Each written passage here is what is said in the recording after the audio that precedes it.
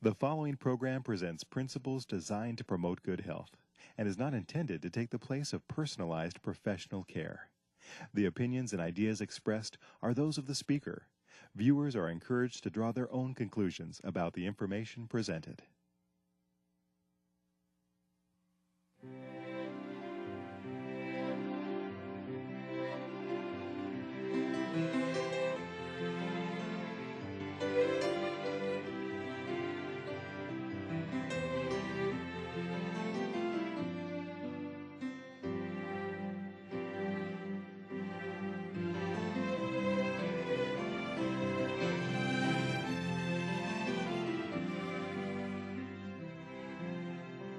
Hello and welcome to Health for a Lifetime. I'm your host, Don Mckintosh, and today we're going to talk about insomnia, which means we'll learn more about it in a minute as we talk to our guest.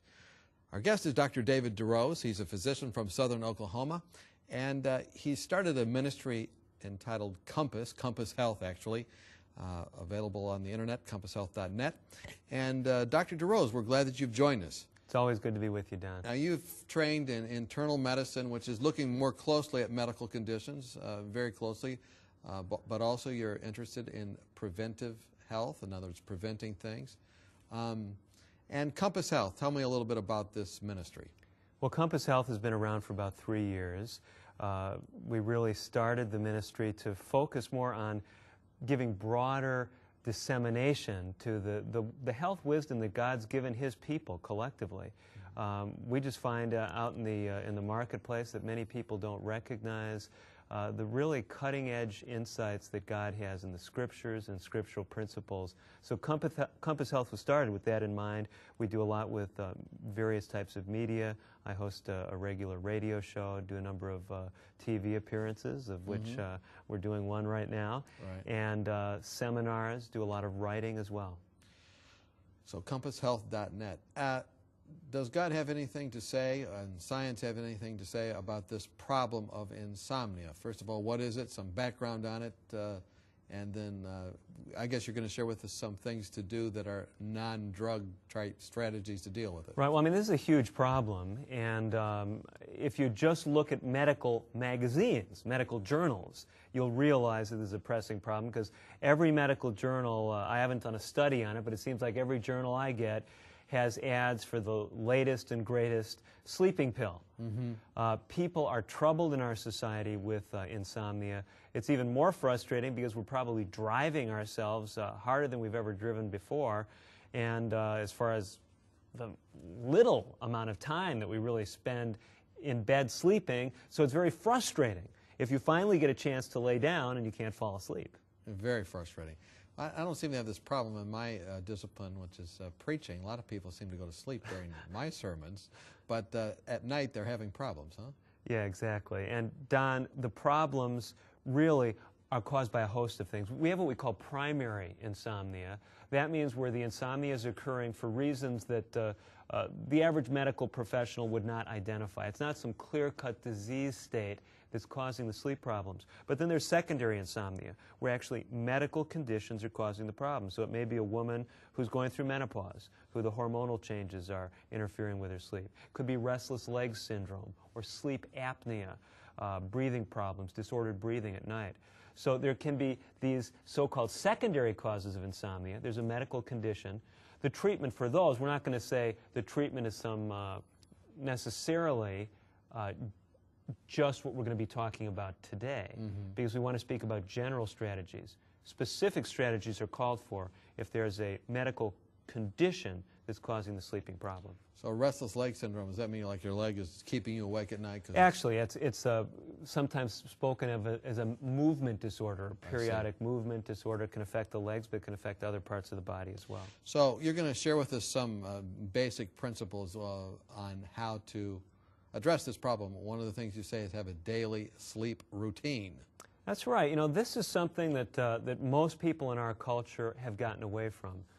In the old days, we used to do things in a fairly typical way. We were living closer to the land. Our forefathers were farmers, many of them, and they had to be disciplined. Well, in our culture, what we do is we tend to run on one schedule during the week and another schedule on the weekend. And even during the week, you know, if there's a program we want to watch that's on late at night, we'll watch that. If we've got something pressing, now I'm not saying we've got to be, you know, Don, you know, it's 9:15. I've got to start my bedtime routine. It was nice that you stopped by 10 minutes ago on your trip. But you're not part of my routine. Yes, so time to go. We're not talking about interfering with our Christian ministry and our walk, but at the same time, we're saying, look, if we do things in a more regimented way, have a routine, schedule, and the sleep routine, Don, most of us don't make a big enough distinction between our waking hours and our sleeping time. We don't give our bodies any chance to wind down. Okay.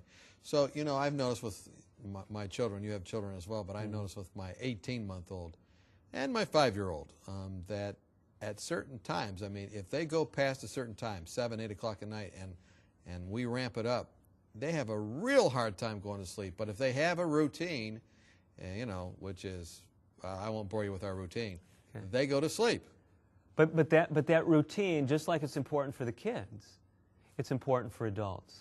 And some of the things that can contribute to a conducive routine. The message is, though, making a distinction between waking activities and sleep.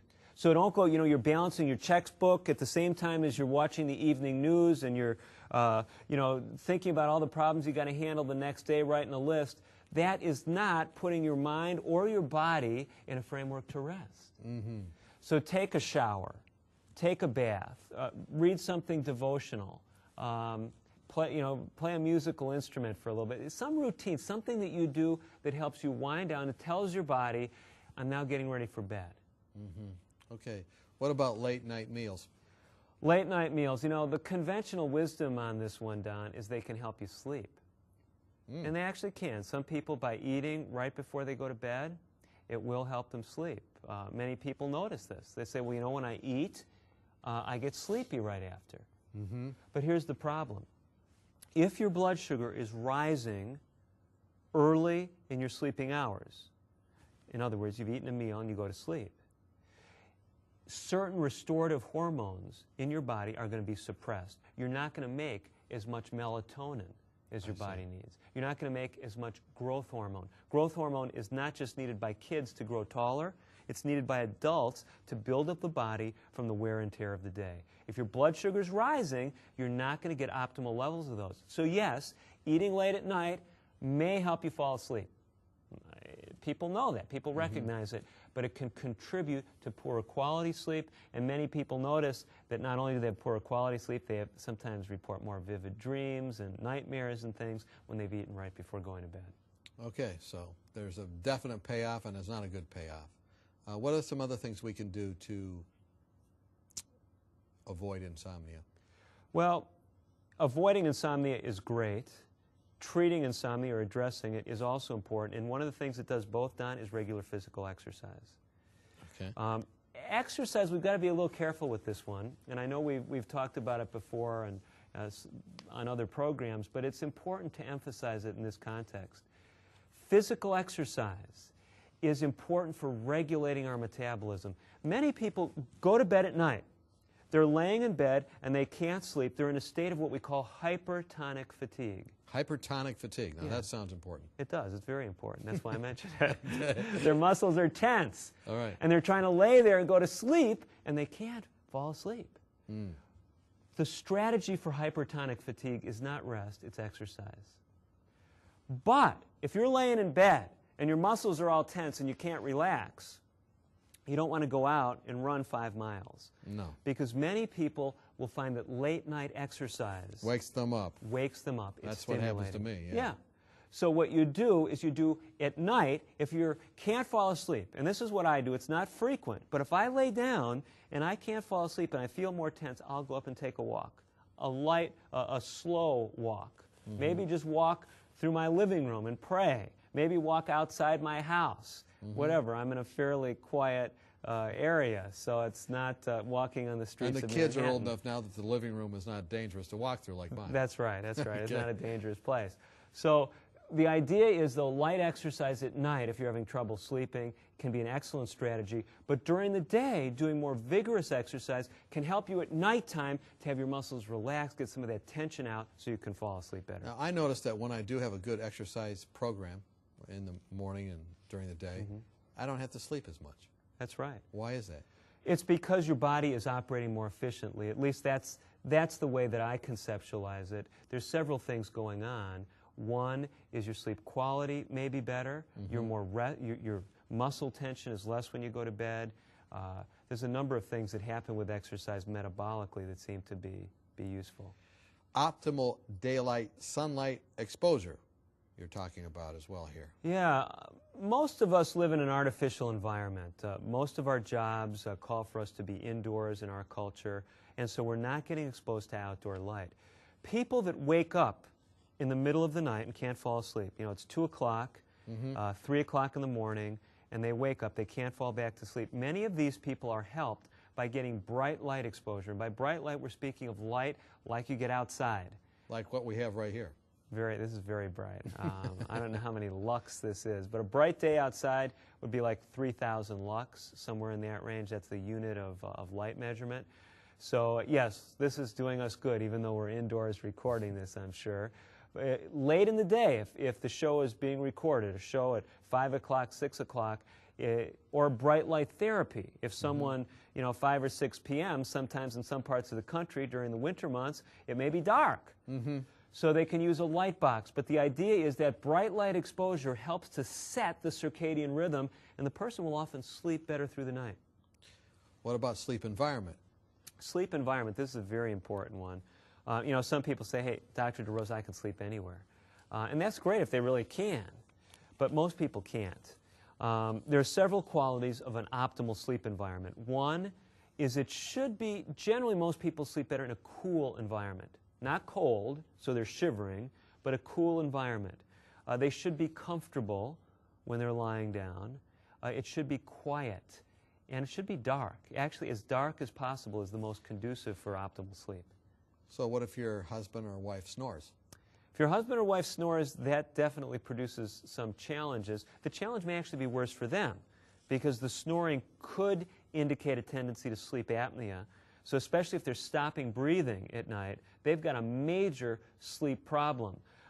But for you, that snoring is not helping you sleep either, is it? I'm not admitting to anything for myself, but the person that goes through that, yes, probably so. Yes, I realize that. But if you were in a room, I had a friend just the other day, they were telling me that they were at a Christian camp, and there was some shortage in housing, and so in with their family, they moved some other people, and one of those people snored the whole night. And one of the children came in with one of the parents and said, oh, I can't sleep, I can't sleep. So, yes, we can relate to this. What do you do? Okay, yeah. Many people say the only way I can sleep is to sleep in another room. Other people say, what is the cause of the snoring? Many people, if they're overweight and snoring, weight loss can help address the snoring. There are other techniques that can do that, address it. There are surgical techniques, because sometimes the snoring is really a problem contributing to sleep apnea. But the other strategy is just using earplugs. Some people with simple in-the-ear earplugs, decreasing the sound 25 decibels, and then putting some white noise on at the same time. A fan running, sounds of the ocean, whatever, the snoring will just blend right into that. Well, someone told me once, put a tennis ball and a sock on your back, and because some people snore, and if they roll over, they hit that, and then they'll go on their side and they won't snore anymore. Sometimes that does work. That's a good strategy. I'm glad you're the host of the show, because that's one I wouldn't have mentioned, but that does work for some people. We're talking with Dr. David DeRose. We're talking about insomnia. It's something that is a big problem. Join us when we come back and continue talking about this subject. Have you found yourself wishing that you could shed a few pounds? Have you been on a diet for most of your life, but not found anything that will really keep the weight off? If you've answered yes to any of these questions, then we have a solution for you that works. Dr. Hans Deal and Dr. Eileen Leddington have written a marvelous booklet called Reversing Obesity Naturally, and we'd like to send it to you free of charge. Here's a medically sound approach successfully used by thousands who were able to eat more and lose weight permanently without feeling guilty or hungry through lifestyle medicine. Dr. Deal and Dr. Luddington have been featured on 3ABN, and in this booklet, they present a sensible approach to eating, nutrition, and lifestyle changes that can help you prevent heart disease, diabetes, and even cancer. Call or write today for your free copy of Reversing Obesity Naturally, and you could be on your way to a healthier, happier you. It's absolutely free of charge, so call or write today. Welcome back. We're talking with Dr. David DeRose. He's a physician in southern Oklahoma, and we're talking with Dr. DeRose today about insomnia. He has a web page, compasshealth.net, where a lot of this information can be shared even in more detail. And you're keeping me awake here. This program has not put me to sleep, but the object of this program is to put me to sleep, put people to sleep so they can get a good night's rest. Isn't that right? Well, that's the goal, and if they fall asleep during the program, we'll just consider it a compliment. Yeah. Exactly. So we've talked about several strategies. We won't go over those again because there's quite a bit more we have to cover. But you're saying also avoid unnecessary stimulants. What do you mean by that? Well, you know, the two primary stimulants that we use in our country are caffeine and nicotine. And both of those habits are often things that people use throughout the day. Caffeine, taken even afternoon, as early as 12, 1 o'clock in the day, 1 p.m., can interfere with sleep in the night for many people that are sensitive. So really the best policy with caffeine is leave it out altogether. If you feel you must use caffeine, if you're having trouble sleeping, definitely don't have any of it afternoon. When it comes to nicotine, well, I don't know of any people that are addicted to nicotine that stop using it at noon. Mm-hmm. Nicotine really is another compound that interferes with quality sleep. And they both work together, don't they? They're both stimulants, yes. Alcohol? Well, alcohol generally, in the levels that it's used, it has more of a depressant effect. And so many people have found that alcohol is something that can help them sleep. You don't recommend that, though. No, I don't recommend it. And the reason why is sleep is just not an all or none phenomenon. We have done what is called a sleep architecture. We go through stages of sleep. And if you take alcohol, it interferes with quality sleep. It interferes with the sleep architecture. You don't get the restful sleep that you need. So alcohol is not a shortcut to better sleep. Leave it alone. You're asleep, but you're not asleep. You're not getting the kind of sleep you need. That's right. What about medications that disrupt sleep? Are there any that do that? Well, there's other medications. I mean, of course, we've mentioned caffeine and nicotine. Those are drugs, but we don't usually think of them as medications. Diuretics, water pills. Many people take those late in the day or even earlier in the day, and they're going to the bathroom throughout the night. Now, I'm not making a plea on international television for people to stop using their diuretics, because if they've got congestive heart failure, believe me, getting up to go to the bathroom is better than suffocating in your sleep. Don't stop your Lasix, don't stop your Vumix. That's don't right. Stop that stuff. But if you're on a diuretic, maybe for high blood pressure, it may be worth talking with the doctor. If you're getting up frequently, is there another medication I could use? Are there some lifestyle strategies that would free me from reliance on this drug? What about ways to position yourself that can increase sleep? Well, yeah, this is an interesting question. You know, sleep position, a lot of people think, well, this doesn't have much to do with quality of sleep. You know, as we get older, most all of us will experience some degree of osteoarthritis. These are just normal degenerative changes that happen in our bony structure. And many people have problems, for example, with back pain, or arm or neck or other pain. Sleep position can have a profound role in this. Let's just talk about back pain, low back pain, very common. If someone is being interrupted as far as their sleep because of their low back bothering them, what can they do? One of the strategies is keep your knees bent when you're sleeping. So if you're laying on your back, put a large pillow under your knees so your knees are bent. And behind the small of your back, put a lumbar roll. A small roll, maybe, you know, this size or smaller. Out of a towel or a blanket. Like a towel, a blanket, or a special pillow that you can buy for that purpose. That will help take the stress off the low back. And if you're not being awakened with pain, that's great. If you're sleeping on your side, again, a pillow between the knees, knees bent, so that the hips are aligned just like they would be if you were standing up. Should we watch TV in bed? Well, if you have no problem with insomnia, it may be okay. But for people with insomnia, Don, we say, look, make the bedroom a room that is especially focused on non-normal waking activities. Don't associate, don't be eating in bed. Don't be, reading the newspaper in bed. Make the bedroom a place that is not an environment where you're doing normal waking activities. If I can't go to sleep, and I'm just saying, I don't know if I'm ever going to get to sleep, should I just lay in bed and think about it, or should I get up? Common scenario. Yeah, that's a destructive scenario, really, psychologically. What happens is many people who have insomnia, it becomes a vicious cycle. Like you said, they're laying in bed saying, I can't sleep. I know it's going to be another terrible night. How can I tomorrow? You know what I got to do tomorrow? The best strategy to do is if you're getting frustrated that you can't fall asleep, get up. Do something. Do some light activity. Pray. Take a light walk. Whatever it might be, don't lay there ruminating about how terrible it's going to be because you can't sleep. Maybe people that are having problems with sleep just don't need as much sleep. Well, it is true. There are differences in sleep requirements, Don, and this is an important thing to recognize. Because, we've been doing a lot of education lately about telling people they need to sleep more, because this is, as a society, we're really cutting ourselves short on sleep. So people are getting this message, well, you're probably better off having 8 or 9 hours of sleep a night. As we get older, we often cannot sleep that much. And that's okay. That's okay. If you find that you can't perform the next day, and you wake up at 4:30 in the morning, you feel rested, say, praise the Lord. Yeah. Okay, I'm up early. I can take some time with the Lord before anyone's calling me on my phone. So what do we really normally need? A normal person, say, age categories? Well, I think that the rule of thumb that we often talk about, 7 to 9 hours of sleep, in our adult life, it's a reasonable rule of thumb. And if someone finds in their 70s or 80s they're only sleeping 6 hours at night, they feel rested when they get up at 5, but at 11 in the morning they're tired, well, then take a rest. Okay? You can take a nap before noon, before lunchtime. That usually will not interfere with evening sleep. Relaxation techniques?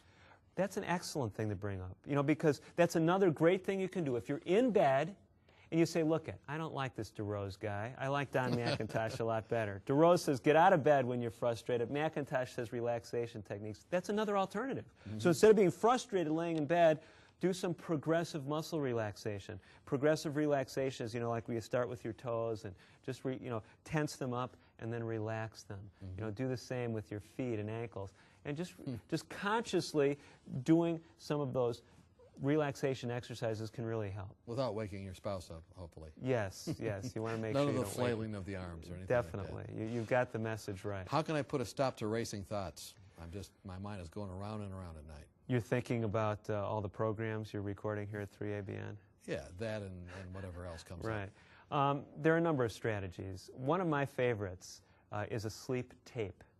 Sleep tape? A sleep tape. Like is it Scotch tape, masking tape? No, no, no. This is a tape recording. Audio or a sleep tape. CD. Okay. Or a sleep MP3. All right. Okay. Whatever you want to, whatever medium you want to record onto. Okay. What you do is you play this when you're having trouble sleeping. What you want is you want something that is engaging but not stimulating. Yeah. Okay. So not rock and roll. Not rock and roll. Let me give you an example. Okay. Scripture. Narrative portions of Scripture. The story of the Exodus, Jesus' ministry. You know what happens, right? When the children of Israel get to the Red Sea, you know what happens, right? Right, I know. Okay, the Red Sea parts. You're not going to be laying there in suspense saying, oh, are they going to all get wiped out, right? No. You don't listen to the latest Stephen King thriller. Or the imprecatory Psalms. Okay. You listen to soothing portions of Scripture. That's right. Soothing portions of Scripture that focus your mind, engage your mind, but do not stimulate you. Herbal preparations versus medication. Well, there are herbal preparations that have sedative effects. One of the more popular ones is valerian.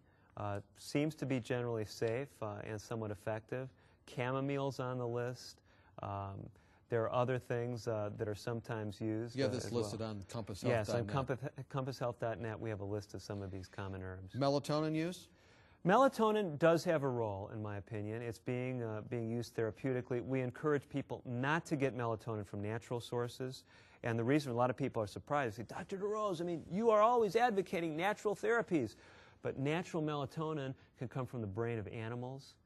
the pituitary of animals, and with our concerns for mad cow disease and related disorders, we're very concerned about not using organ sources for the melatonin. So you get, and that says on the bottle. It may say on the bottle, it may not. You may need to call the company. Well, you want to make sure that it's... Yes, definitely. Make sure you're not getting that kind of Vitamin B12? Vitamin B12, many people are deficient in vitamin B12, and there does seem to be some evidence that it may have a role in some of the things that keep people awake. If they're deficient, it has nerve-related functions, so make sure you're getting adequate vitamin B12. Okay. Herbal preparations versus medications. You're saying avoid the medications if possible. Well, I'm not going to say there's never a situation where a person would use a medication. You know, I'm not going to be that cut and dried. If you're in a hospital situation, if you've got some acute loss and your doctor prescribes you a sleeping pill for 7 days, I'm not going to say it's wrong under all circumstances to use that. But really beware. Typically, people who are responsible in sleep medicine are saying that these sleep medications generally are short-term strategies. You need to look at the bigger picture, what's keeping you awake, look at some of these natural strategies that we've prepared, and try to use those. There's several others that we're not able to get to, but one I want to end with. You're a Christian clinician. Compass Health and compasshealth.net is all dedicated to the Lord. You're involved in ministry with your family, with your children. What does God have to say? What can He help? What does His Word have to say about insomnia? What are some principles there? Well, you know, there are a lot of things in the Scriptures that deal with principles that we've been talking about, Don. You know, one of the texts that comes to mind is in the Gospel of Matthew. Jesus is always reaching out to us, comforting us with who He is and how much we mean to Him. I'm looking at Matthew chapter 11, a very familiar verse to most of our viewers, I'm sure. But there at the conclusion of that chapter, Jesus invites us. He says, "Come unto me, all ye that labor and are heavy laden, and I will give you rest." That's a wonderful promise. Yeah, Jesus offers us rest in Him. And really, if you look at it, a lot of the anxieties that we have, a lot of the things that keep us agitated are because you and I, to some extent, even when we're in ministry, we don't fully allow Jesus to give us that rest. I know it's true for me. And when I find myself kind of anxious about something, it's just really a call to prayer, kind of refocus. Doesn't mean all the anxiety goes away. I sometimes have used a sleep tape. When things are really intense, I'll listen to Scripture. I'll listen to an inspiring sermon or something. But that's not too engaging because I've listened to it before. But the Lord really wants to give us that comfort and that peace. Well, thank you so much for joining us, and every blessing on Compass Health and the ministry there. And thank you for putting up that website with all of the resources as well for our folks. And thank you for joining us on Health for a Lifetime. Men, I hope that as a result of today's program, you can find some strategies that can help you get the rest God wants for you.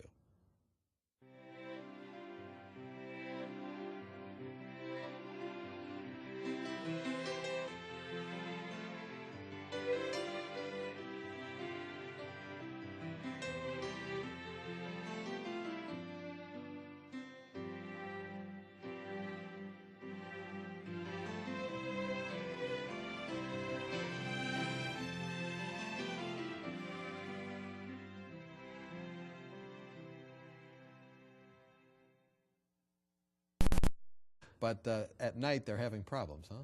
Yeah, exactly. And Don, the problems really are caused by a host of things. We have what we call primary insomnia. That means where the insomnia is occurring for reasons that the average medical professional would not identify. It's not some clear-cut disease state that's causing the sleep problems. But then there's secondary insomnia, where actually medical conditions are causing the problem. So it may be a woman who's going through menopause, who the hormonal changes are interfering with her sleep. It could be restless leg syndrome or sleep apnea, breathing problems, disordered breathing at night. So there can be these so-called secondary causes of insomnia. There's a medical condition. The treatment for those, we're not going to say the treatment is some necessarily just what we're going to be talking about today, because we want to speak about general strategies. Specific strategies are called for if there's a medical condition that's causing the sleeping problem. So restless leg syndrome, does that mean like your leg is keeping you awake at night? Actually, it's sometimes spoken of. Ministry entitled Compass Health actually, available on the internet, compasshealth.net. And Dr. DeRose, we're glad that you've joined us. It's always good to be with you, Don. Now, you've trained in internal medicine, which is looking more closely at medical conditions, very closely, but also you're interested in preventive health, in other words, preventing things. And Compass Health, tell me a little bit about this ministry. Well, Compass Health has been around for about 3 years. We really started the ministry to focus more on giving broader dissemination to the health wisdom that God's given His people collectively. We just find out in the marketplace that many people don't recognize the really cutting-edge insights that God has in the Scriptures and scriptural principles. So Compass Health was started with that in mind. We do a lot with various types of media. I host a regular radio show, do a number of TV appearances, of which we're doing one right now, and seminars, do a lot of writing as well. So compasshealth.net. Does God have anything to say, and science have anything to say about this problem of insomnia? First of all, what is it? Some background on it, and then I guess you're going to share with us some things to do that are non-drug type strategies to deal with it. Right. Well, I mean, this is a huge problem, and if you just look at medical magazines, medical journals, you'll realize that this is a pressing problem, because every medical journal, I haven't done a study on it, but it seems like every journal I get has ads for the latest and greatest sleeping pill. People are troubled in our society with insomnia. It's even more frustrating because we're probably driving ourselves harder than we've ever driven before. And as far as the little amount of time that we really spend in bed sleeping, so it's very frustrating if you finally get a chance to lay down and you can't fall asleep. Very frustrating. I don't seem to have this problem in my discipline, which is preaching. A lot of people seem to go to sleep during my sermons. The following program presents principles designed to promote good health and is not intended to take the place of personalized professional care. The opinions and ideas expressed are those of the speaker. Viewers are encouraged to draw their own conclusions about the information presented.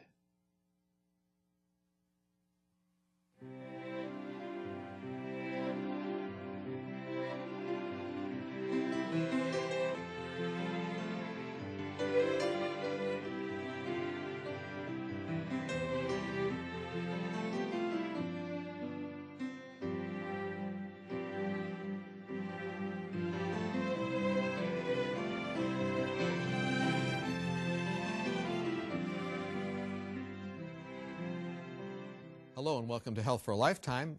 I'm your host, Don Mckintosh, and today we're going to talk about insomnia, which means, we'll learn more about it in a minute as we talk to our guest.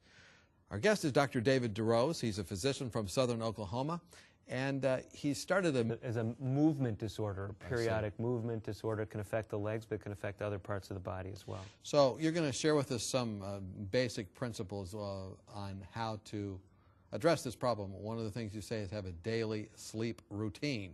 That's right. You know, this is something that most people in our culture have gotten away from. In the old days, we used to do things in a fairly typical way. We were living closer to the land.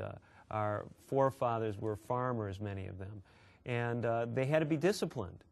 Well, in our culture, what we do is we tend to run on one schedule during the week and another schedule on the weekend. And even during the week, you know, if there's a program we want to watch that's on late at night, we'll watch that. If we've got something pressing, now I'm not saying we've got to be, you know, Don, you know, it's 9:15, I've got to start my bedtime routine. It was nice that you stopped by 10 minutes ago on your trip. But you're not part of my routine. Yeah, so time to go. We're not talking about interfering with our Christian ministry.